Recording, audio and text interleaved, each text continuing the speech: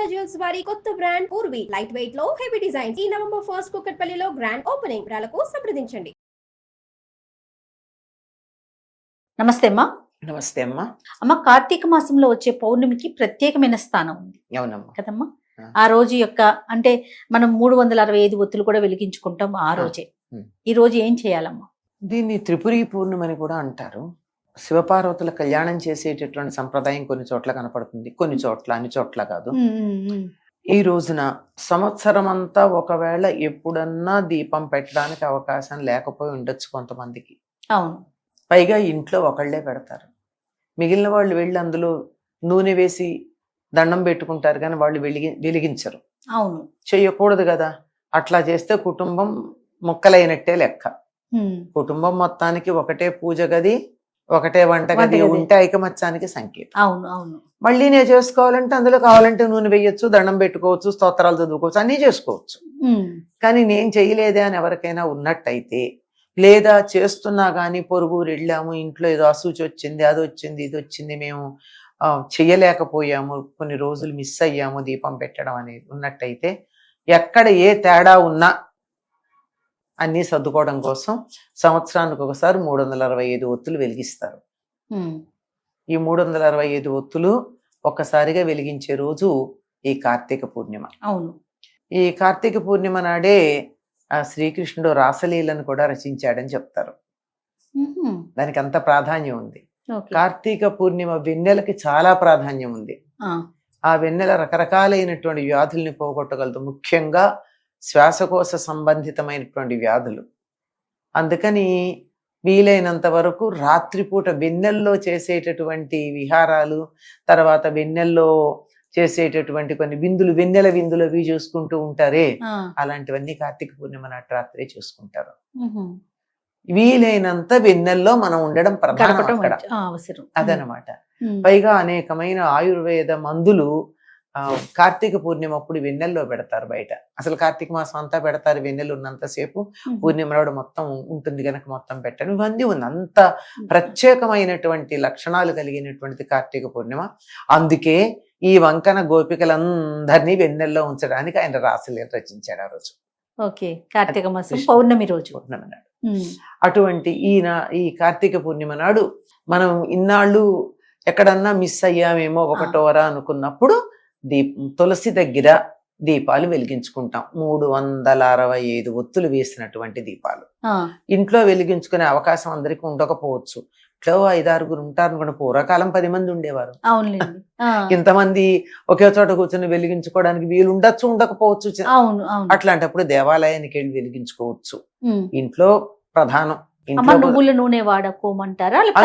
దొరికితే మంచి ఆవు నెయ్యి వెయ్యండి. ఆవు నెయ్యి ఎక్కడ దొరుకుతుంది మనకి? 5,000-6,000 ఉంది కిలో కదా. అవునమ్మా.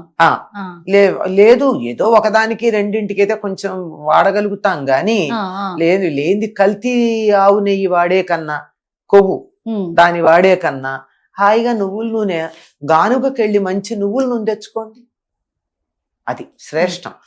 ఉంటే మంచిది, లేకపోతే నువ్వుల నూనె అయినా సరే చాలా మంచిది. అలా గనక చేసినట్టయితే ఈ మధ్యలో ఎక్కడన్నా 1 రోజు 1/2 రోజు దీపం పెట్టని దోషం ఏదైనా ఉన్నట్టయితే అది సర్దుకుంటుంది అని చెప్తారు. ఇప్పుడు మనమే స్త్రీలమే వెళ్ళి గుళ్ళో గానీ, మీరు అన్నట్టు తులసి కోట దగ్గర కానీ వెలిగిస్తాము. కొంతమంది చెప్తుంటే విన్నానమ్మా, భర్త పేరు మీద కూడా, అంటే మన యొక్క 365 వారి కూడా ఒక 365 కలిపి పెట్టాలి అని అట్లా. చాదస్తానికి అంతు పంతు లేదమ్మా.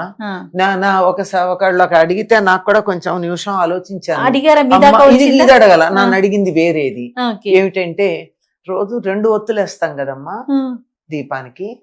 365 రోజులకి 365 × 2 700 ఒత్తులు పెట్టాలి, 730 ఒత్తులు పెట్టాలేమో అని అడిగారు.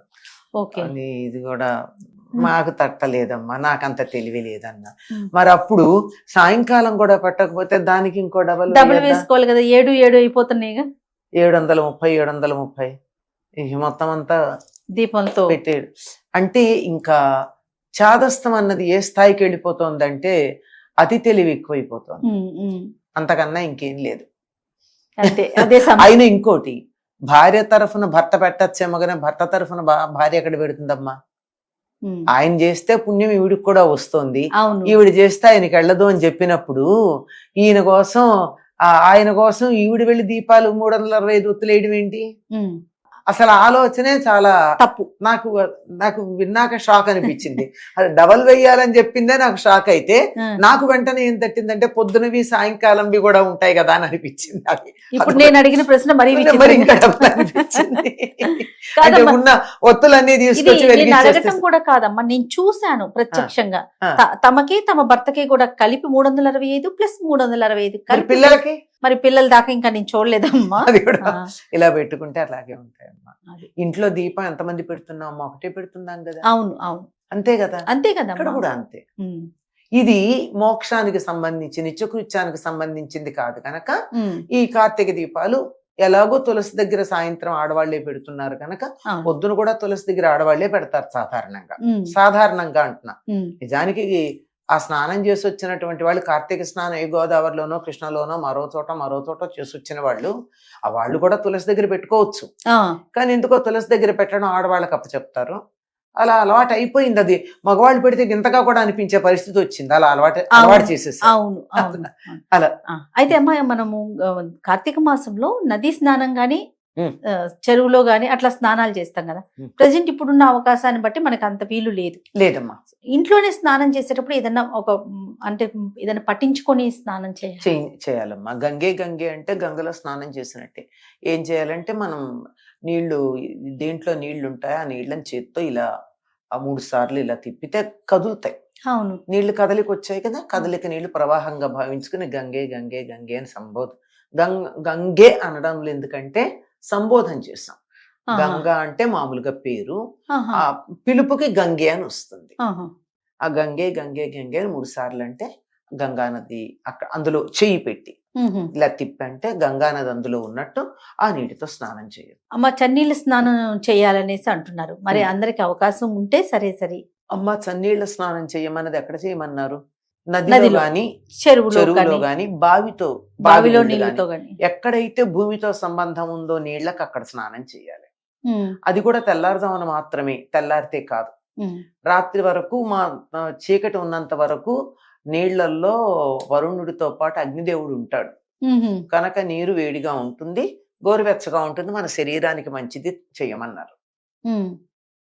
ఇది మనకి తెల్లారిన తర్వాత ఉండడు కదా. మీరు గమనించండి, తెల్లవారుజామునేమో నదిలో నీళ్లు గోరువెచ్చగా ఉంటాయి, బయటకు వచ్చేటప్పటికల్లా పొద్దెక్కిన కొద్దీ చల్లగా మనం ఇంట్లో కూడా స్నానం చేయాలంటే తెల్లారుజామున ఉన్నట్టుగా పూర్తిగా తెల్లారాక ఉండదు కదా. అవును, అంచేత ఆ విధంగా చేయడం అన్నదే సరైనటువంటిది.